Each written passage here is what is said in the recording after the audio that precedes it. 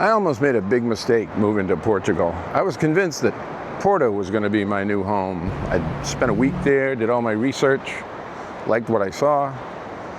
And then some friends of mine said, well, you really need to check out Lisbon. And then for a variety of reasons, that's where I settled, actually just outside of Lisbon here in Carcavelos. And I love it. But to tell you the truth, if my situation had been just a little different, Porto might have been the right call. So the people asking the question, which is the best city, Lisbon or Porto, they're asking the wrong question. The question shouldn't be which is the best city. The question should be which city is best for me. They're both great cities, but do they offer everything you want, everything you need to make you happy? It's an important question because choosing the wrong city is not some inconvenience. We're talking potentially tens of thousands of dollars in relocation costs, starting a whole new social life in a place where you've never been or you don't know anybody. And I've seen a lot of people come over and stay for a year and leave. They just didn't find what they were looking for. So today I'm going to do the comparison between the two cities, not with tourist industry fluff. I'm going to give you facts, data, some opinions and impressions. I'm going to go through 5 categories: cost of living, weather, expat community, social life, and transportation. And I'm going to tell you which city wins in each one. So by the end of this video, you're going to know which one is right for you. Let's go. So let's start with money, because for most Americans making this move, this is the number that matters most. Porto is slightly cheaper than Lisbon, about 13% less expensive overall, and that includes rent. And before you say, well, that doesn't sound like very much, let me show you what that actually looks like in your bank account, because the savings really add up. A 1-bedroom apartment in central Lisbon runs around 1,200 to 1,500 euros a month. In Porto, it's 900 to 1,100 euros. Same quality of life, but a lower price tag. Utilities like electricity, water, gas average about 150 euros a month in Lisbon. In Porto, it's 120. That's already 360 euros back in your pocket every year, just from utility bills. Food and groceries are a little cheaper in Porto too. A casual lunch in Lisbon costs around 12 euros. In Porto, it's 10.50. Even a McDonald's combo meal, 10 euros in Lisbon versus 8 in Porto. Now here's the number that really puts that in perspective. According to the website Numbeo, in Lisbon, you'd need 4,530 euros a month to maintain the exact same lifestyle that would cost you just 4,000 euros in Porto. That's 530 euros a month back in your pocket, or 6,360 a year. For anyone on a fixed income or pension or Social Security, that's real money. I'll link the Numbeo comparison tool in the description below so you can run your own numbers. But cost of living is only part of the picture, because these two cities are completely different. They each have their own vibe and their own personality, and honestly, that might mean more to you than money. Lisbon is cosmopolitan, international, fast-paced. It's a world-class European capital with an incredible food scene, buzzing nightlife, and a constant energy that a lot of people love. Even though Portugal has an aging population, Lisbon often feels like a young city with an active expat and startup scene, hip cafes, rooftop bars, partying millennials. Try Barrio Alto on a Saturday night to see what I mean. English is widely spoken. It's very diverse too, with large Brazilian and African communities from Portugal's former colonies.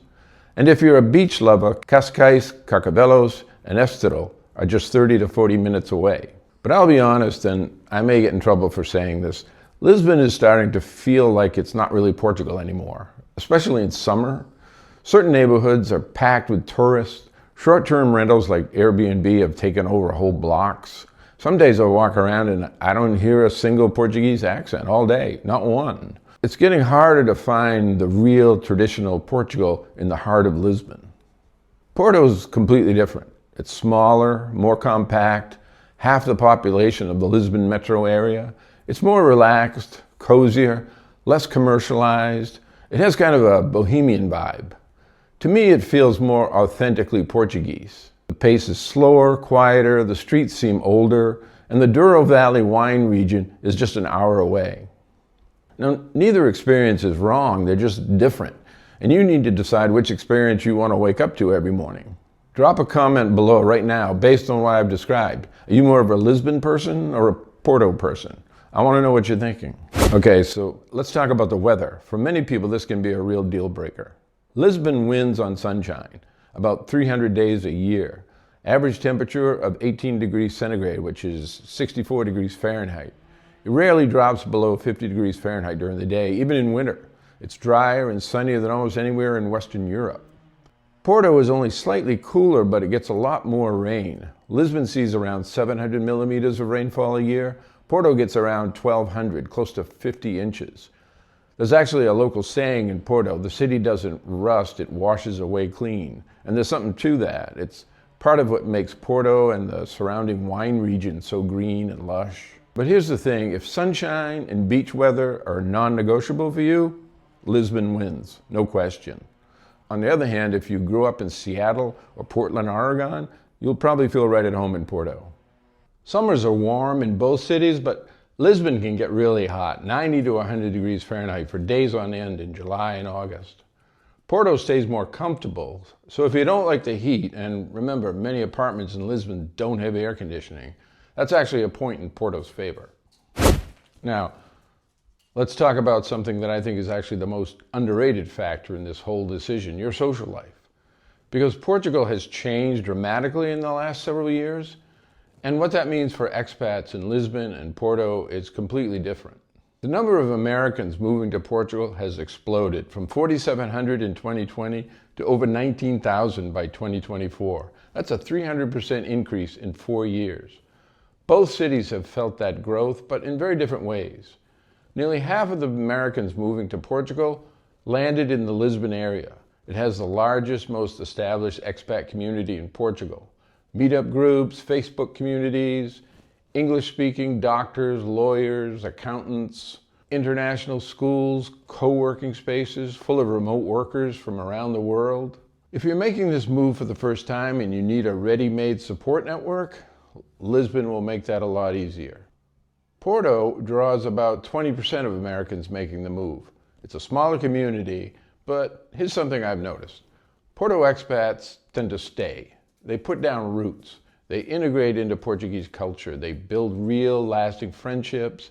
People in Lisbon love the energy. There are a lot of events, great restaurants, plenty of things to do. On the other hand, people in Porto love feeling like they actually live in Portugal, not in an expat bubble with year-round crowds of tourists. Only you know which one works for you. Okay, I know you didn't click this video for a metro map, but transportation, getting around, it's important. Both cities are walkable in the center. Both have solid public transit. You really don't need a car in either city. But here are the key differences. Lisbon has 4 metro lines, plus trams, ferries, and buses. A monthly transit pass is 40 euros. Lisbon is a very walkable city, but it's famous for its hills. And if mobility is a concern, you better factor that in. Porto has 6 metro lines covering a wider geographic area. A monthly pass is also around 40 euros. Individual tickets are slightly cheaper, €1.42 versus €2 in Lisbon. But one thing you should know, if you want to explore the Douro Valley, and I highly recommend you should, a car gives you a lot more freedom. Public transit will get you into the valley, but to explore all the different wineries at your own pace, you really want a car. For flights, Lisbon's airport wins. It's bigger, has more direct US routes, more frequency, more options. Porto's airport has grown over the last few years and does have some transatlantic options now, but if you're flying back to the States regularly, you'll probably want to be in Lisbon. All right, so here's my verdict. Choose Lisbon if you want the biggest expat network, the most English spoken, and if going to the beach every weekend is really important to you. If warm, sunny weather isn't just a preference, it's non-negotiable for your mental health. If you're working remotely in tech or need frequent flights back to the US. And choose Lisbon if you're okay paying a premium for a world-class capital city, because you will pay more every month. Choose Porto if you're on a fixed income, a pension, or a D7 visa, and you want your money to go further. If you want a more authentic Portugal, not the Instagram version, the real one, and you're serious about putting down roots, not just landing in an expat bubble.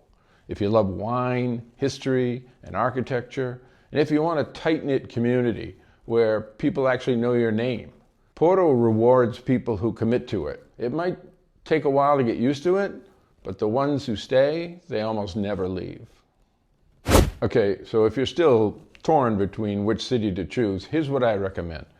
Spend 2 weeks in each city before you commit to anything. Not as a tourist. Rent an apartment, shop at the supermarket, sit in a cafe for 3 hours on a Tuesday. By day 4, you'll know which feels like home. And here's my personal story. I came here almost 5 years ago. I live near Lisbon and I love it.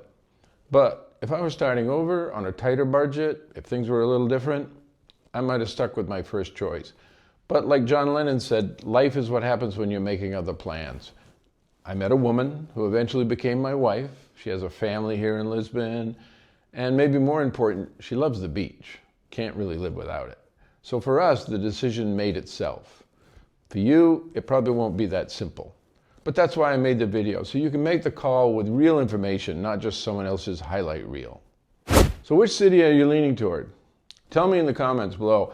I read every one, especially from people that are still trying to decide where to move. If this video helped you think it through, please do me a favor and subscribe. I put out new videos about every week on what it actually looks and feels like to live in Portugal. And if you're serious about the move, the next thing you need to figure out is your budget. Because like I said, the numbers are different depending on which city you choose.